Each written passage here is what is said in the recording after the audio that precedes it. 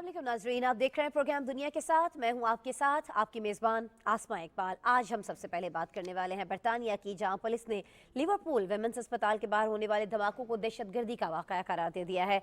Liverpool women's अस्पताल के बाहर होने वाले इस धमाके में एक शख्स हलाक और दूसरा जख्मी हो गया था। आपको ये भी बताएं नाजरीन कि शिमाली मगरबी इंग्लैंड में इंसदाद दहशतगर्दी पुलिस के जो सरबराह हैं जैक्सन, उन्होंने इस बात की तस्दीक की है कि इतवार को होने वाले इस वाक़े में धमाका खेज डिवाइस का इस्तेमाल किया गया, जिसे एक गाड़ी में नस्ब किया गया था।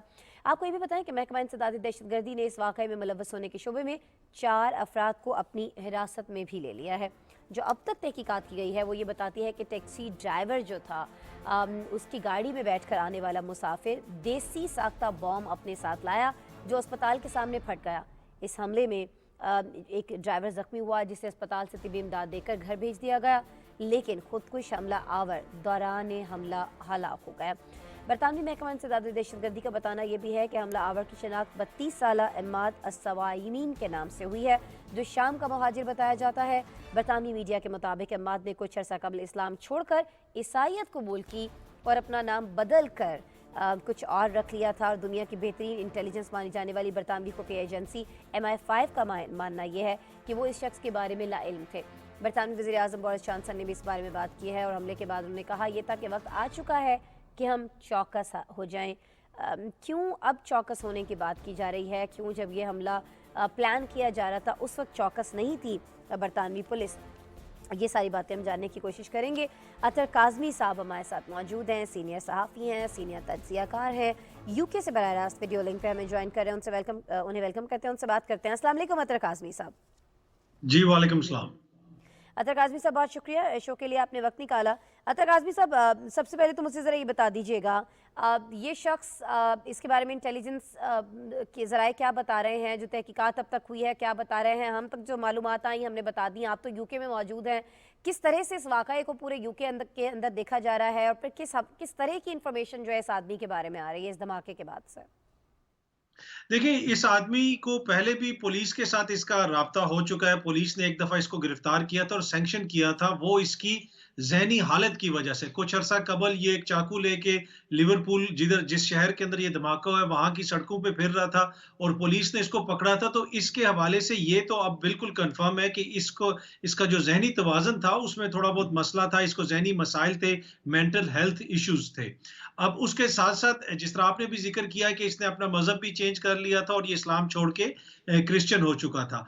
लेकिन अभी तक पुलिस को ये नहीं पता चला कि इसका मोटिव क्या है, इसलिए कि ऑब्वियसली इसको पुलिस दहशतगर्दी तो कह रही है।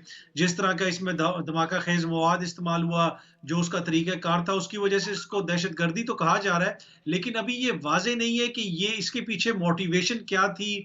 क्या इसके किसी और गिरोह के साथ राब्ते थे, या इसने अपनी मतलब वन मैन शो था, ये अकेला इसने ये कदम उठाया? तो इस हवाले से चीज़ें अभी क्लियर नहीं है और ना ही मीडिया में कोई ज़्यादा चीज़ आई है सामने।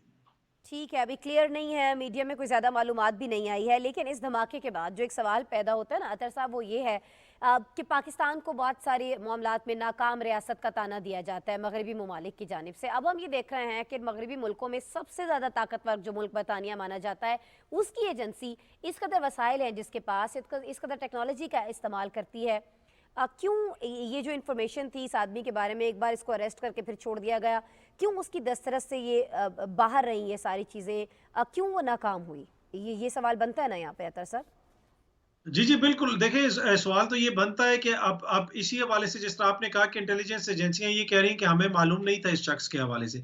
तो जहाँ पे ये सवाल बनता है, वहाँ पे ये चीज़ भी सामने आती है कि कितना मुश्किल है ये काम। अगर आप इसको पाकिस्तान से ही कंपेयर करें, तो पाकिस्तान जैसा मुल्क, जहाँ पे लोग डॉक्यूमेंटेड नहीं है, इतनी बड़ी आबादी है, यहाँ पे तो टोटल 6-7 करोड़ आबादी है। पाकिस्तान में अब 20-22 करोड़ आबादी, फिर वहाँ पे कितने लाख मुहाजिरीन, उसके बावजूद वहाँ पे जो हमारी एजेंसियों की कारकर्दगी है वो हमारे सामने है। तो यहाँ पे तो बिल्कुल एक आदमी था, छोटा-सा शहर है, सबको पता है, लोगों के साथ उसका राब्ता था, टेलीफ़ोन यहाँ पे कॉल्स को रिकॉर्ड करने के सिस्टम्स भी इनके पास, जदीद तरीन हर चीज़ है, उसके बावजूद इनको नहीं पता चल सका। लेकिन जो क्वेश्चन आपने किया, इस तरह का कोई भी क्वेश्चन जो है यहाँ का मीडिया नहीं उठाता। यहाँ पे 2 दिन पहले, 2 दिन से ज़्यादा हो चुके हैं, ये खुदकुश धमाका हुआ बरतानिया में। इसको मीडिया ने बिल्कुल कवर नहीं किया, छोटी सी कवरेज हुई, कुछ नहीं उन्होंने बताया कि ये शख्स कौन है, इसका नाम क्या है, इसका कहाँ से ताल्लुक है, या उसके घर के बाहर पहुंच जाए, कहीं पे भी मीडिया ने कुछ नहीं दिखाया। जब ऑफिशियल स्टेटमेंट सामने आई, पुलिस ने बताया, तो मीडिया ने उसी तरीके से उसको रिपोर्ट किया। तो यहाँ पे मीडिया ने जिस जिम्मेदारी का मुजाहरा किया, हमें वो सम टाइम हमें वो मिसिंग लगता है पाकिस्तान के अंदर, जहाँ पे पाकिस्तान के कानून नाफिज करने वाले इदारे बेहतरीन काम कर रहे होते हैं, लेकिन वहीं पे मेरे और आप जैसे सहाफ़ी खड़े होके पहले ही उनके काम में दखल डालना शुरू कर देते हैं, सवालात उठाना शुरू कर देते हैं, अभी काम शुरू ही नहीं हुआ होता। तो यहाँ पे ये दोनों चीज़ें जो है ना, मैंने नोट की हैं कि एक तो एजेंसियों की ठीक है, कारकर्दगी ठीक है। मायूस कुन अतर रही, और साहब दूसरा अतर साहब मीडिया का किरदार। आप ये फरमा रहे हैं कि सहाफ़त जो है वहाँ पर वो बड़े अच्छे अंदाज में हो रही है। बेशक इस तरह का वाक़या भी अगर सामने आ रहा है, तो जो बयानात दिए जाते हैं या जो सिक्योरिटी एजेंसीज़ की जानिब से बताया जाता है, उसको एज़ इट इज़ रिपोर्ट किया जाता है। अपने से उसमें कोई कयास आराइयाँ, ये चीज़ों को जो ऐड करना है, वो नहीं हो रहा है पाकिस्तान की तरह। लेकिन सर ये फरमा दीजिएगा, हम चूँकि सिक्योरिटी मामलात को लेकर अभी बात कर रहे हैं अतर साहब, एक माह कबल भी हमने देखा था कि एक बरतानवी सियासतदान जो है उनको उन्हीं के हलके के अंदर कत्ल कर दिया जाता है, और अब हम अस्पताल के बाहर ये धमाका देख रहे हैं। मैं बस आपसे ये जानना चाह रही हूँ, आप चूँकि यूके के अंदर मौजूद हैं, बरतानवी शहरी इस वक्त क्या सोच रहे हैं? मीडिया तो जो दिखा रहा है सो दिखा रहा है, छोटी छोटी चीज़ें रिपोर्ट कर रहा है, बहुत हाईलाइट नहीं कर रहा है, लेकिन शहरी अभी भी खुद को महफूज तस्वुर कर रहे हैं, ये कहीं ना कहीं चौकन्ना हो गए हैं कि व्हाट्स गोइंग ऑन, ये क्या चल रहा है यूके के अंदर? अच्छा, देखिए यहाँ पे जो थ्रेट लेवल है ना, हुकूमत जारी करती है कि क्या मुल्क के अंदर दहशतगर्दी हो सकती है, उसके मुख्तलिफ लेवल्स हैं। जी। लो रिस्क है, दरमियाना है और हाई रिस्क है। इस वक्त जी। हुकूमत की तरफ से अलर्ट जारी किया है कि किसी वक्त भी मजीद मुल्क के अंदर दहशतगर्दी हो सकती है। लेकिन जो शहरियों की, जहां तक उनका ताल्लुक है कि शहरी कैसे फील कर रहे, मसला ये है कि आज ही मैंने अपने एक दोस्त से बात की जो सफेद फार्म है, बरतानिया में रहते हैं, उनसे मैंने पूछा इसके हवाले से, बातों बातों में जिक्र हुआ, तो उन्होंने कहा है मुझे तो पता ही नहीं, मैंने तो 2-3 दफ़ा खबरें सुनी, मुझे तो पता ही नहीं कि ये धमाका हुआ है। तो इस वजह से जो शहरियों के अंदर डर, खौफ है, वो उस नौइयत का नहीं है। उसकी एक वजह वही है जिसका हमने पहले भी ज़िक्र किया, कि उस तरीके से इसको उछाला नहीं जाता कि हर 2 मिनट के बाद बताया जा रहा हो कि ये हो गया, इतने बंदे मर गए, गाड़ी तबाह हो गई, और यही वजह है कि फिर शहरी भी अदम तहफ़्फ़ुज़ का शिकार नहीं होते। ठीक है। अच्छा, एक चीज़ जो अतर साहब, जिस चीज़ पे आप अभी बात कर रहे थे ना कि पाकिस्तान में बहुत से सहाफ़ी जो हैं वो बहुत सारे सवालात उठाने लग जाते हैं। इसी तरह की बात इस धमाके को लेके पाकिस्तान के अंदर भी हो रही है, कि शाम में बशार अल असद के ख़िलाफ़ छेड़ी जाने वाली जो मगरिब की जंग थी ना, वो अब मगरिब के घर तक पहुँच गई है। इसलिए इस तरह के इंसिडेंट्स हो रहे हैं, इस तरह के वाक़यात हो रहे हैं। आपको लगता है कि इसमें कोई सच्चाई है, या आप समझते हैं कि नहीं, कि ये एक इंडिविजुअल एक्ट है, एक इनफरादी नौइयत का की कार्रवाई है ये? देखिए, इस तरह के जितने भी जो भी एक्ट होते हैं, ये हाँ। दहशतगर्दी के एक्ट हैं, इनकी कोई आप वो नहीं कर सकते, जस्टिफिकेशन नहीं दे सकते। ट्रू, इनकी ट्रू। जितनी मज़म्मत की जाए वो कम है, लेकिन जो आपका बिल्कुल। क्वेश्चन है, ये बड़ा इंपॉर्टेंट क्वेश्चन है। हम्म। बरतानिया के अंदर जितनी भी दहशतगर्दी की वारदातें हुई हैं, उसके ताने-बाने जाके मिलते हैं बरतानिया की खारजा पॉलिसी से, कि आपने बैरून मुल्क ये किया, आपने इराक जंग में ये किया, आपने शाम के अंदर ये किया, तो इस जी। हवाले से सवालात उठते हैं। आपकी जो खारजा पॉलिसी है, जिस तरीके से आप दूसरे ममालिक में जाके बमबारी करते हैं, वहाँ पे हुकूमतों को चेंज करते हैं, तो उसका एक रद्द-ए-अमल आता है, और फिर वो लोग जो दहशतगर्द हैं, वो इसका फ़ायदा उठाते हैं, आम लोगों को बहलाते फुसलाते हैं, और कुछ लोग फिर इस तरह की हरकतें करते हैं। लेकिन जिस तरह पहले मैंने कहा कि इसकी कोई जस्टिफिकेशन नहीं है। अगर आपको इख्तिलाफ है, तो आप एक जमहूरियत में रहते हैं, उसके ऊपर आप एहतजाज कर सकते हैं, उसके ऊपर आप अपना वोट का हक इस्तेमाल कर सकते हैं, लेकिन इस तरह की कोई हरकत, उसकी कोई जस्टिफिकेशन नहीं है। ये दहशतगर्दी है, इसकी जितनी मजम्मत की जाए कम है। बिल्कुल जी, हम भी इसकी भरपूर मजम्मत करते हैं, गो कि हम पाकिस्तान में मौजूद हैं, लेकिन बहुत सारे पाकिस्तानी भी चूंकि वहाँ पर बसते हैं, हमें उनका भी एहसास है। और यकीनन जो यूके के शहरी हैं, चाहे उनका ताल्लुक किसी भी मज़हब से हो, उनको उस तरह से मारा जाना, निशाना बनाया जाना दहशतगर्दी का, ये बिल्कुल भी किसी तौर ये नहीं है कि इसको नज़रअंदाज कर दिया जाए, काबिल मजम्मत है, हम भी इसकी भरपूर मजम्मत करते हैं। लेकिन एक और चीज़ जो होती है ना अतर साहब, इन सारे वाक़यात के बाद, वो ये होती है कि जिस भी मुल्क में इस तरह का कोई दहशतगर्दी का वाक़या होता है, वहाँ मुकीम जो मुहाजिरीन होते हैं उनके लिए बड़े मसाइल खड़े हो जाते हैं। ख़ास तौर पर आजकल मुसलमान जो हैं इस्लामोफोबिया की वजह से बड़ा निशाना बन रहे हैं। ये शख्स पहले मुसलमान था, बाद में इसने ईसाईयत कबूल की, ये भी चीज़ें सामने आ रही हैं। तो इस धमाके के बाद आप क्या देख रहे हैं? बरतानिया में मुकीम मुहाजिरीन के लिए कुछ मसाइल पैदा हो रहे हैं, हो सकते हैं खुदा न खास्ता? जी, ये हमने माज़ी में भी नोट किया कि जब भी इस तरह का कोई वाक़या होता है, आज भी एक रुकने पार्लियामेंट ने भी इस हवाले से बात की कि जब जी, भी इस तरह के वाक़यात होते हैं तो मुसलमानों के खिलाफ, बिल्कुल। माइनॉरिटीज़ के खिलाफ नफ़रत बढ़ती है, लोगों के ऊपर हमले होते हैं, नस्ल परस्ताना हमले होते हैं, मसाजिद को नुकसान पहुँचाया जाता है। तो ये तो बिल्कुल आपका बड़ा इम्पोर्टेंट क्वेश्चन है और ये वो डर, खौफ है जो हर इस तरह के हमले के बाद लाखों पुरअमन और वो शहरी जो इस मुल्क में रहते हैं, मुसलमान शहरी, उनके दिलों में होता है। आप जिस भी बिल्कुल। मुसलमान से बात करें, मेरी बात हो रही थी, 2-3 लोगों से मेरी बात हुई, ज्यों ही ये धमाका हुआ, तो पहली बात उन्होंने कहा है कि यार दुआ करो कि पाकिस्तानी ना हो और दुआ करो कि मुसलमान मत हो ये बिल्कुल, बंदा। बिल्कुल। ठीक है। तो ये एक वो डर खौफ है कि जब भी इस किस्म की हरकत होती है तो फिर हम हुँ। सबको शक की निगाह से देखा जाता है। हम कहीं पे जाएँ तो हमें भी वो नज़रें चुभती हैं जिस तरीके से वो हमें देखती हैं और वो शक करते हैं कि ये भी वैसे हैं। तो ये बात बिल्कुल आपकी ठीक है। पाकिस्तानी कम्युनिटी हो जाए या मुसलमान कम्युनिटी हो जाए, वो यकीनन परेशान है और वो ये बार-बार ये कहते हैं कि अगर कोई मुजरिम है, कोई दहशतगर्द है, तो वो उसका ज़ाती फ़ेल है। आप पूरे मुसलमानों को या हमारे मज़हब को इसका मरूद इल्ज़ाम ठहराएँ। बहुत शुक्रिया अतहर साहब, आप हमारे साथ मौजूद थे यूके से, और अतहर काज़मी साहब हमें बता रहे थे जी कि वहाँ यूके में इस वक्त जो लोग मौजूद हैं वो क्या सोच रहे हैं इस धमाके के बाद, ख़ास तौर पर वो लोग जिनका ताल्लुक मज़हब इस्लाम से है, इस्लामोफोबिया को लेकर बहुत ज़्यादा उनमें ख़दशात पाए जाते हैं, बहुत सारे तहफ़्फ़ुज़ात पाए जाते हैं और ये तहफ़्फ़ुज़ात कहीं ना कहीं दुरुस्त भी हैं क्योंकि निशाना मुसलमानों को ही बनाया जा रहा है पूरी दुनिया में। ये बात किसी से ढकी छुपी नहीं है। अतहर काज़मी साहब सीनियर सहाफ़ी हमारे साथ इंग्लैंड से मौजूद थे, इसी पे इज़हार ख्याल करते। Thank you so much Athar Kazmi साहब, एक बार फिर से आपका, आप हमारे साथ शो में बने रहे, मौजूद रहे। नाज़रीन, अभी शो में हमें बात करनी है लिबिया की। लिबिया की बात हमें इसलिए करनी है क्योंकि वहाँ तकरीबन 5 दहाइयों के बाद सदारती इंतखाबात होने जा रहे हैं। इस इलेक्शन की खास बात यह भी है कि इसमें मोअम्मर कद्दाफ़ी के बेटे सैफ उल इस्लाम भी हिस्सा ले रहे हैं। आपको ये याद दिला दें नाजरीन के 2011 के अरब स्प्रिंग के नाम से मशहूर तहरीक ने जब अरब के दूसरे ममालिक के बाद लीबिया में जोर पकड़ा तो मोअम्मर कद्दाफ़ी, जो कि तकरीबन 40 साल से मुल्क में आमिराना तर्ज हुकूमत चला रहे थे, बागियों ने उनकी हुकूमत का तख्ता उलट दिया। मुल्क में बगावत और अफरा तफरी फूट पड़ी और मोअम्मर बागियों के हाथों अपने इख्तिताम को पहुंचे। लीबिया के इंतखाबात और सैफ उल सलाम की सियासत में वापसी पर मज़ीद बात करेंगे, लेकिन पहले सैफ उल सलाम कौन हैं, किसके बेटे हैं, क्यों सियासत में आ रहे हैं, कामयाब हो पाएंगे नहीं हो पाएंगे, ये सारी चीज़ें एक पैकेज में हमने आपके लिए समोई हैं। सैफ उल सलाम की ज़िंदगी के बारे में जान लेते हैं, फिर उन पर मज़ीद बात करते हैं।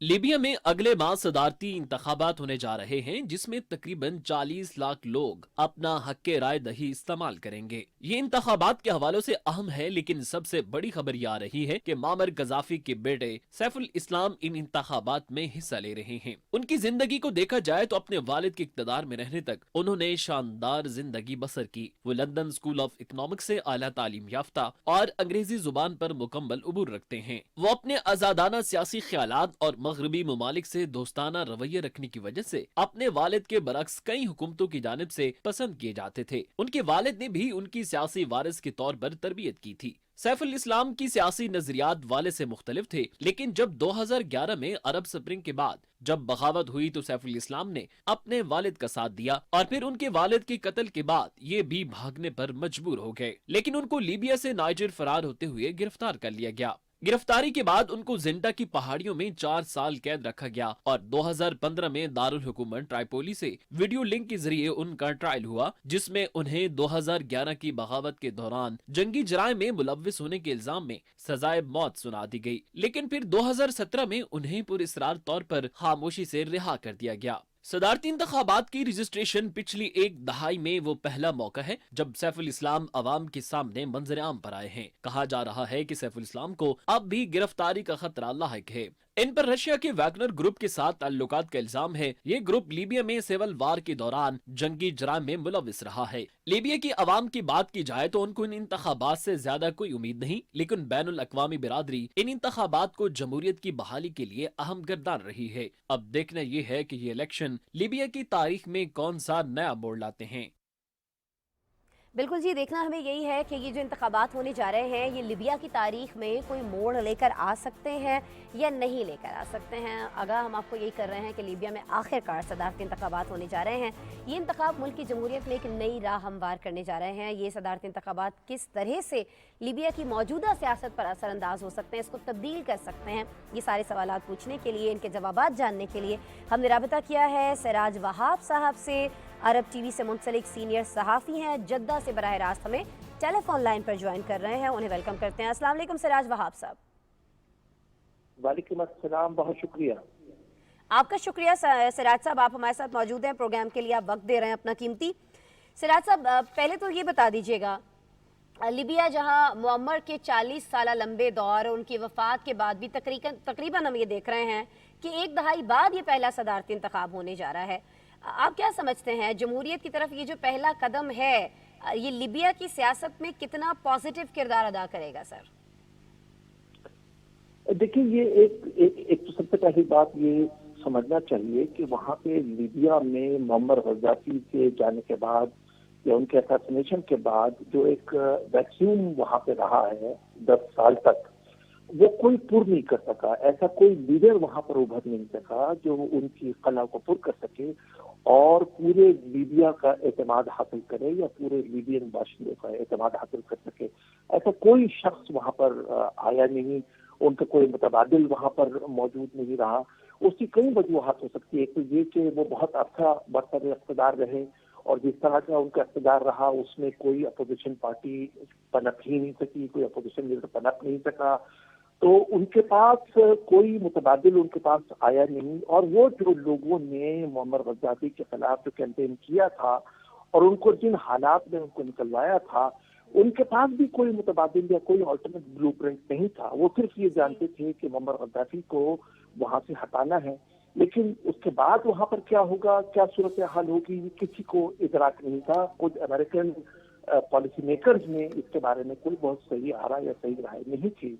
और यही हुआ कि गद्दाफी के जाने के बाद वहां पर एक खाना जंगी शुरू हो गई और कबायली, चूंकि वो सोसाइटी है, कबायली सोसाइटी में लोग जो है मुंतशिर हो गए और फिर जिसकी लाठी उसकी भैंस वाला मामला हो गया। फिर उसमें जो है ये टेररिस्ट और सबका या हमारे दहशतगर्द वहाँ पे आ गए और दाइश और अल-कायदा और तमाम सारी चीजें, तो वो तमाम सारी चीजें जो है वहाँ पे बड़ी परेशानी का सबब बना। और 10 साल के बाद अब चूंकि इंतखाबात हो रहे हैं, एक उम्मीद की जा सकती है कि ये पहली मर्तबा लोगों की राय जानने का एक प्रोसेस है। उसमें पता चलेगा कि लोग चाहते क्या हैं और उनका रुझान किस तरफ से। ठीक है, लोग क्या चाहते हैं ये तो इंतखाबात में पता चलेगा, लेकिन लोग अभी जो बातें कर रहे हैं उनसे ऐसा लग रहा है कि ये जो लोग इसमें हिस्सा ले रहे हैं इंतखाबात के अंदर, इनकी सोच अभी भी, इनमें से बहुत सारे जो सियासी कायदीन हैं आमराना सोच के हामिल हैं। क्या आपको लगता है कि ऐसे लोगों के इक़्तिदार में आने से अवाम को, जमहूरियत को सच में कोई फ़ायदा होने वाला है? जमहूरियत सच में अपने पाँव पर खड़ी हो पाएगी अगर ये हकीकत है? क्योंकि आप बेहतर बता सकते हैं कि ऐसा ही है, ये तमाम लोग जो उम्मीदवार हैं ये आमराना सोच के हामिल हैं सर। ये आपने बिल्कुल सही कहा, बिल्कुल आमराना सोच के जो है उनकी परवरिश इस तरह हुई है। आपने खलीफा हफ्तर के बारे में, मैं जो सदारती इंतखाब में जो है वो बहुत बड़ा हिस्सा है। आप जानते हैं कि वो मुअम्मर गद्दाफी के साथ बहुत अर्सा रहे और उसके बाद में फिर उनसे बनी नहीं, फिर वो चले गए 20 साल। वो फिर छाड़ में जो लीबिया की जो जंग रही उसके बाद वो एम्बुश हो गए, पकड़े गए। उसके बाद में फिर वो अमेरिका चले गए और उन्होंने बगावत कर ली मुअम्मर गद्दाफी के साथ। तो मुअम्मर गद्दाफी का वो हिस्सा थे। और सैफुल इस्लाम के बारे में जो है वो भी यही है कि उनकी परवरिश ऐसे खानदान में हुई जो आमराना सोच रखते हैं। और पूरी अरब दुनिया में जो जमहूरियत के हवाले से काफी शक और शुबहात हैं कि जमहूरियत ये कैसे है। जमहूरियत के लिए बहुत अर्सा दरकार होता है कि उसको पनपने का, उसको रूट लेने का किसी सोसाइटी में। और जो जिस तरह की सोसाइटी लीबिया की है उसमें कबायली सोसाइटी है, उसमें ये जो कुछ दो और कुछ दो गिव एंड टेक वाला मामला होता है जमहूरियत में, वो उस तरह का मिजाज आम लिबियन लीडर्स का नहीं है। और फिर तेल के जो ज़खायर हैं वो एक महदूद जगह पे जो है वो तमाम सारे जो है वो है, और वो सेंट्रल गवर्नमेंट उसमें इतनी अच्छी चाहिए کہ وہ اس کے جو ریسورسز یا اس کی جو آمدنی آئے گی وہ تمام سارے پورے لیبیا پہ وہ خرچ کرے اور اکراس دا بورڈ، تو وہ اس طرح کا معاملہ ہونا چاہیے، تو پھر جمہوریت اس میں یہ ہوگی. لیکن اس میں ابھی اس وقت جو لوگ ہیں انتخابات میں، خلیفہ حفتر ظاہر ہے ان کے پاس بڑی آرمی ہے، بڑے بڑے مطلب یہ کہ وہ آرمی سے منسلک رہے ہیں اور وہ خود فیلڈ مارشل رہے ہیں. انتخابات کی یہ کنڈیشن ہے کہ وہ اپنا جو یونیفارم جو ہے وہ ہٹا دیں اور سول وہ اس میں آئے وہ، تو انہوں نے جو ہے وقتی طور پہ اپنا وہ عہدہ چھوڑ دیا ہے. اور سیف الاسلام کے بارے میں ہم لوگ سب جانتے ہیں کہ he enjoys the patronage of all the farmer. Muammar Gaddafi کے جو لوگ ہیں ان کا جو ہے پیٹرنیج ہے. بالکل، میں اسی پہ آپ سے اور بات کرنا چاہ رہی تھی. یہ جو بات ابھی آپ نے کی ہے نا سراج وہاب صاحب، ہم جانتے ہیں کہ ان انتخابات میں معمر کے بیٹے حصہ لے رہے ہیں، یہ جنگی جرائم میں ملوث ہونے پر مطلوب ہیں. اچھا، دوسری جانب اگر ہم بات کر لیں تو جنرل خلیفہ حفتر جو ہیں وہ بھی شدید جنگی جرائم کا ارتکاب کر چکے ہیں. ایسے میں سر آپ کو نہیں لگتا سراج صاحب کہ اگر اقتدار میں کوئی آ جاتا ہے، کسی کو بھی ملے، تو پھر سے وہی افراتفری اور بغاوت جو پچھلے 10 سال سے ہم دیکھ رہے ہیں لیبیا کے اندر وہی جاری رہے گی؟ ان میں سے کوئی بھی آ جائے فائدہ کچھ نہیں ہونے والا، افراتفری ختم نہیں ہونے والی سراج صاحب. دیکھیے، ایک رائے یہ ہے وہاں لیبیا میں نہیں، عرب دنیا میں، کہ بھائی جو جدوجہد کی گئی جمہوریت کے لیے اس کا پھل جو ہے عام لوگوں کو نہیں ملا. یہ ہوا جیسے ٹونسیا میں آپ دیکھ لیں یا خود عراق میں آپ دیکھ لیں، وہی ڈیموکریسی وہاں پر آئی، جمہوریت وہاں پر آئی، لیکن عام لوگوں کو اس کا کوئی بہت زیادہ فائدہ ان کو دکھا نہیں یا ان کو ملا نہیں. وہاں پہ انتشار کی صورتحال رہی، وہ تمام سارے ممالک جہاں پہ عرب اسپرنگ ہوا، لوگوں کی جدوجہد رہی، وہ تبدیلیاں آئیں، لیکن وہ تبدیلی میں عام انسان کو اس کا کوئی فائدہ نہیں ہوا. تو ایک عام رائے خود لیبیا میں بھی یہی ہے کہ ایسا کوئی شخص ابھر کر آئے جو اسٹرانگ بھی ہو، جو پورے ملک کو جو ہے متحد کر سکے اور ان کو سیفٹی اور سیکیورٹی فراہم کر سکے. دیکھیے، بہت بڑا جو ہے عرب دنیا میں اس وقت لوگ جو چاہتے ہیں وہ اپنی جان و مال کی حفاظت چاہتے ہیں. یہ جتنی بھی آمرانہ حکومتیں تھیں لیکن اس میں لوگوں کی جان و مال کی حفاظت وہ بہت اس کی حفاظت تھی. لوگ جو ہے وہ سیکیور فیل کرتے تھے. جب جمہوریت کا جو ڈنکا بجا اور جو نئے لوگ جو آئے تو اس میں لوگوں کی جان و مال بالکل محفوظ نہیں رہی، بلکہ ان کی عام زندگی جو ہے بڑی اچیرن ہو گئی، مشکل ہو گئی. اس میں ان کا جینا محال ہو گیا، پرائسز بہت بڑھ گئی، چیزیں اشیاء جو ہے مہیا نہیں ہو سکی. تو عام ایک عرب 10 سال کے بعد یا 10-12 سال کے بعد یہ چینجز کے بعد یہ محسوس کرتا ہے کہ ایسے کوئی اسٹرانگ لیڈرز ابھرے جو بھلے آمرانہ تو ہو لیکن یہ کہ وہ اپنے لوگوں کے لیے کچھ پازیٹیو چیز کر سکے، سیکیورٹی فراہم کر سکے، اپنے ملک کی کا دفاع کر سکے. اس سے کہ لیبیا میں اصل میں بہت باہر کی طاقتیں بھی بہت ملوث ہو گئی. اس میں امریکن باہر کی انٹرسٹ ہے، طاقتوں کی اس میں بات کر رہے ہیں نیٹو نا کے انٹرسٹ ہے.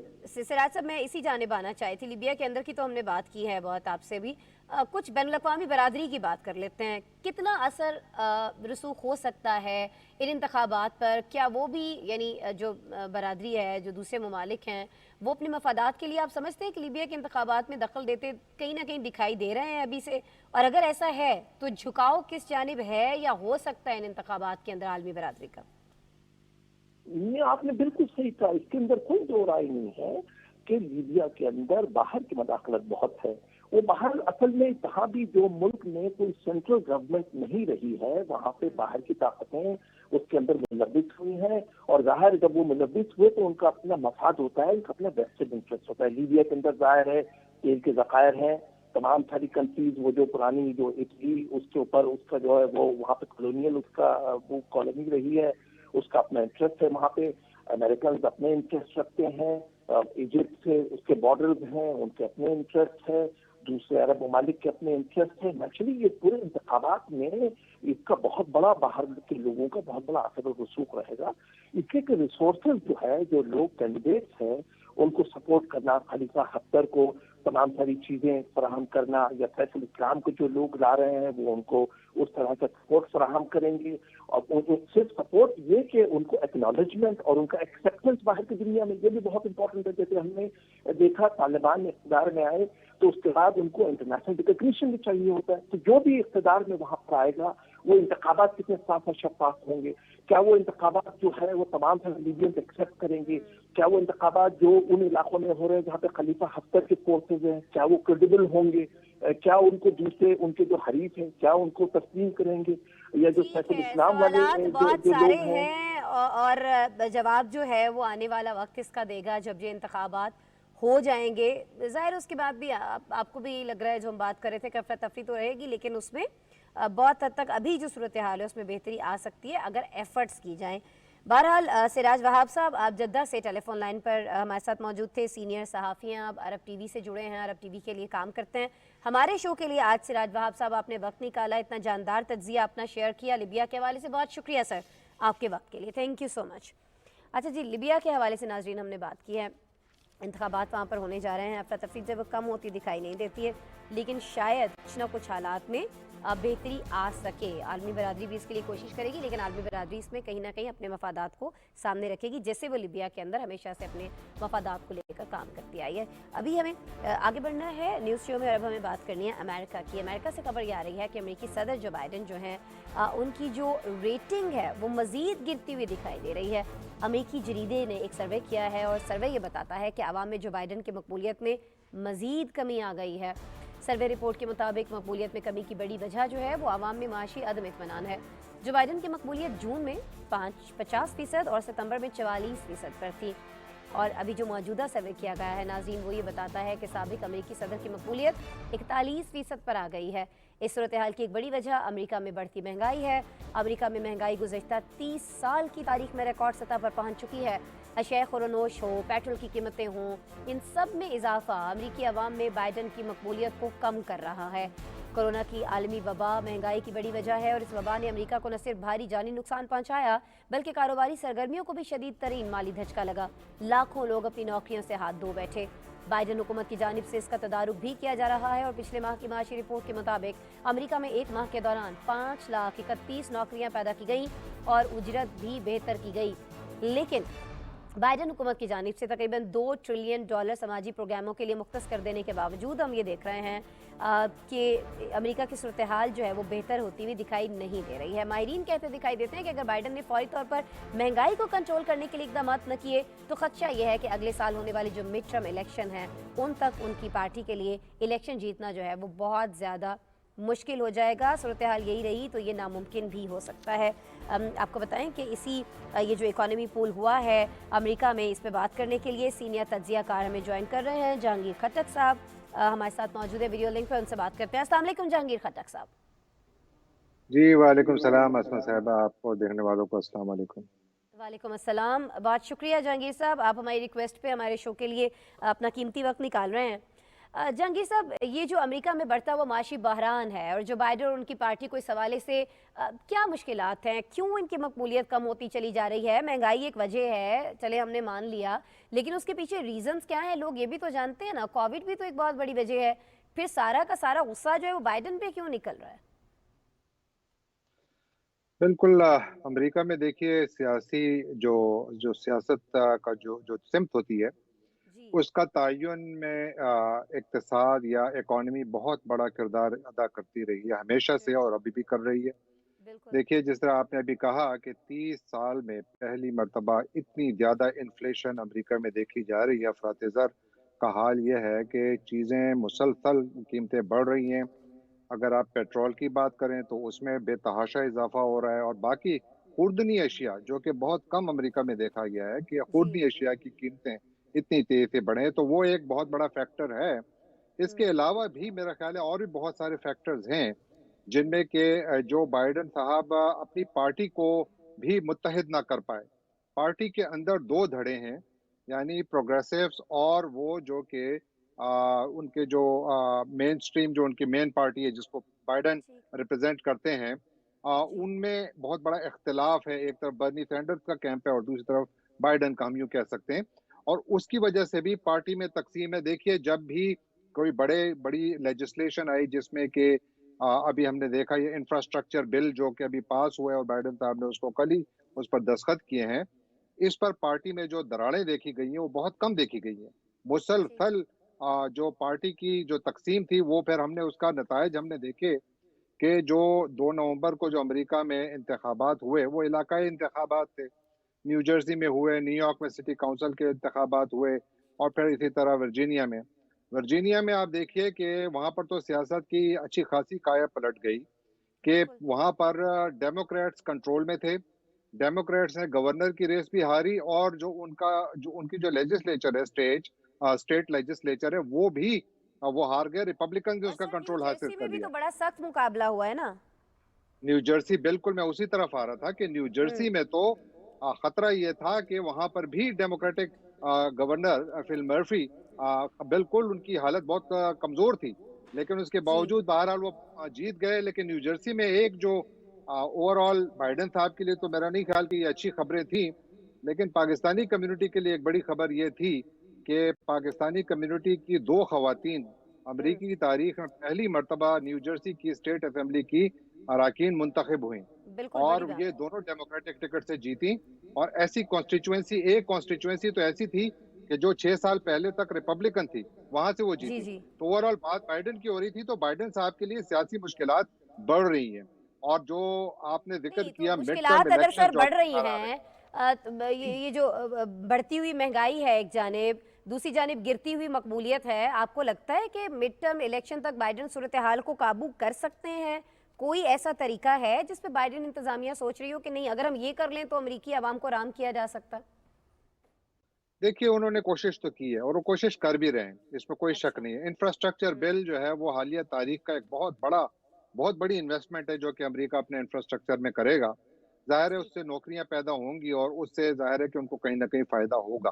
لیکن جو سب سے بڑا سوال یہ ہے کہ کیا انفلیشن یا افراط زر کا کوئی حل ان کے پاس ہے؟ جو سپلائی چین میں اتنی زیادہ ڈسرپشنز آئی ہوئی ہیں، جس کی وجہ سے اشیاء کی قیمت اس کی وجہ سے بھی بہت زیادہ بڑھی ہے، اور شاید اچھا کہیں نہ کہیں امریکہ اور چائنا کے تعلقات بھی کہیں نہ کہیں کار فرما ہوں. تو یہ تمام چیزوں کی وجہ سے بائیڈن صاحب کے لیے ایک مشکل صورتحال ہے، اور ان کی جو اکنامک ٹیم ہے اس کے پاس فی الحال انفلیشن کو مکمل طور پر قابو کرنے کا کوئی طریقہ نہیں ہے. البتہ یہ خبریں ضرور ہیں کہ پیٹرول کی قیمتیں کم کرنے کے لیے جو امریکہ کے فیڈرل جو گیس کے ریزروز ہیں، جو نیشنل ریزروز ہیں، ان جی کے جی اوپر اب یہ پریشر ڈالا جا رہا ہے کہ آپ ان کو کھول دیں تاکہ مارکیٹ میں پیٹرول زیادہ ملے تو قیمت اس کے نیچے آ جائے گی. کم از کم شاید اس میں آنے والے تھوڑی دنوں میں وہ ایسا کرے بھی، لیکن جی وہ شاید محدود اس کا اثر ہو.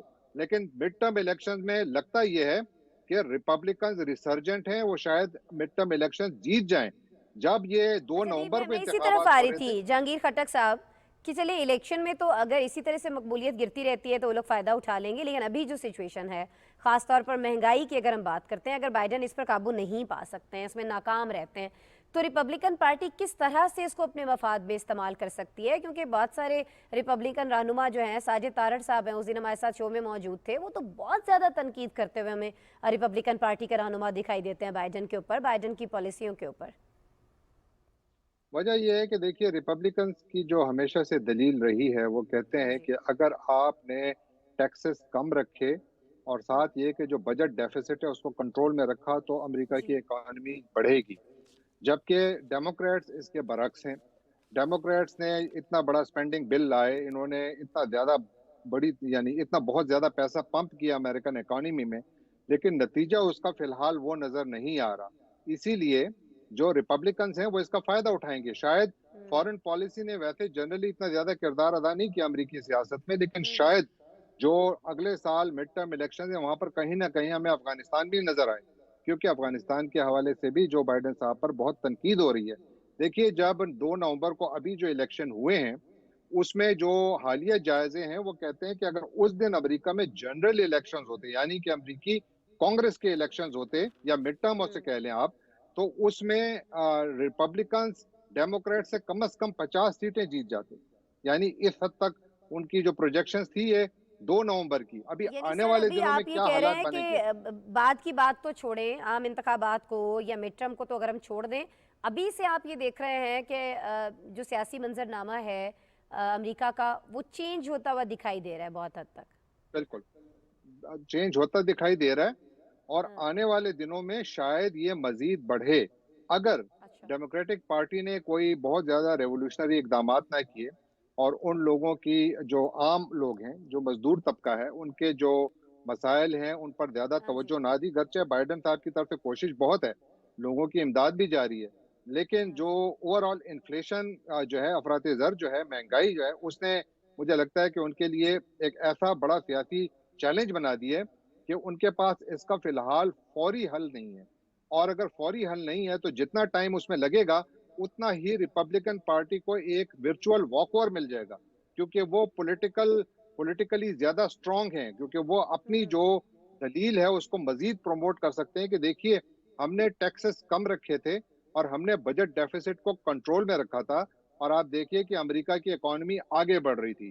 جب سے بائیڈن آئے ہیں، ڈیموکریٹس آئے ہیں، تو ان کی پالیسیز کے نتیجے میں ठीक हो آپ गया। دیکھیے افراط زر بڑھ گئی اور اس کی وجہ سے ठीक है مسائل जी, بڑھ رہے आवाम ہیں को और اور ज्यादा سیاسی अपनी तरफ चैलेंजेस बहुत मायल ज्यादा कर हैं۔ सकते हैं, दलील दे सकते हैं, कायल कर सकते हैं। रिपब्लिकन पार्टी जो है वो इस तरह की चीज़ें कर सकती है, और क्यों ना करे, क्योंकि बाइडन तो ऑलरेडी अपनी मकबूलियत खो रहे हैं। टैक्सेस का मामला हो, महंगाई का मामला हो, पेट्रोल मिलने का मामला हो, या पेट्रोल के महंगा होने का मामला हो। बहरहाल जहांगीर खट्टक साहब, आप हमारे साथ मौजूद थे, आपने हमें ज्वाइन किया sir, thank you so much आपके कीमती वक्त के लिए, आपके तज्जिए के लिए। हम बात कर रहे थे जी जहांगीर खट्टक साहब से, ये जो इकोनॉमी पोल आया है अमेरिका से, और ये पोल जो है ये बता रहा है कि जी जो बाइडन है उनकी मकबूलियत बहुत ज़्यादा कम हो रही है। 44 से पहले 50 थी, फिर 44 हुई, फिर ये 41 पर आ चुकी है। जूं ये इस तरह के सर्वे सामने आते रहेंगे, जो भी लोग वहाँ पर राय रख रहे हैं, सोच रख रहे हैं, वहाँ के सदर के हवाले से, पार्टी डेमोक्रेटिक हो या रिपब्लिकन हो, उस हवाले से हम आपको आगाह करते रहेंगे। आज के प्रोग्राम का वक्त खत्म हो जाता है, कल दोबारा आपसे मुलाकात होगी। अपना बहुत सा ख्याल रखिएगा। अल्लाह ने के बाद।